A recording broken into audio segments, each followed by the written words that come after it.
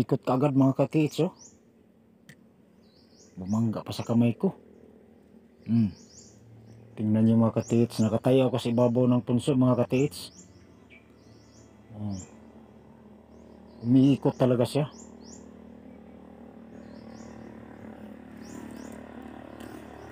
Lalabas tayo, puntahan ko yung punuan ng baliti.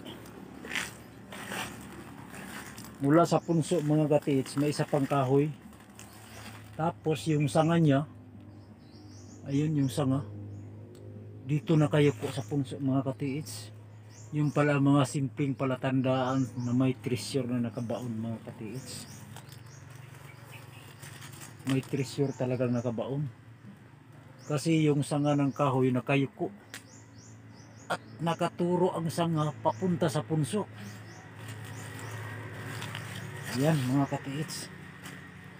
Ayan yung maliit na creek. Ito ay nasa north. Nasa north ang creek. Mga katiits, nasa north. Tapos yung puno ng baliti ay nasa southwest. Nasa southwest mga katiits. Babalikan ko yung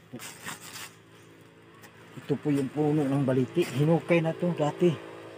Wala na yung puno mga katiits. Lata na.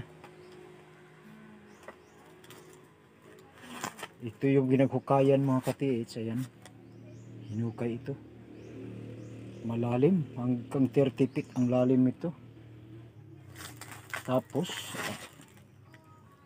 wala namang nakita mga katiits. Walang nakuha ng buried marker. Wala kahit isang basag na buti. Wala talaga nakuha. Walang nakita mga katiits.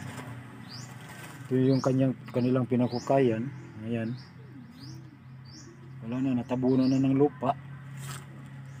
Sabi ng naghukay dito, may naiwan pa daw silang tester.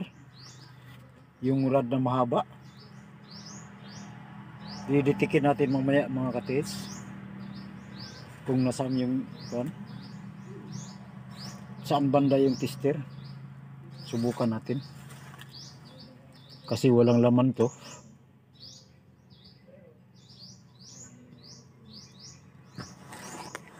Dito banda mga katiits. Nakadrip pala yung butas nila mga katiits. Oh, nakadrip.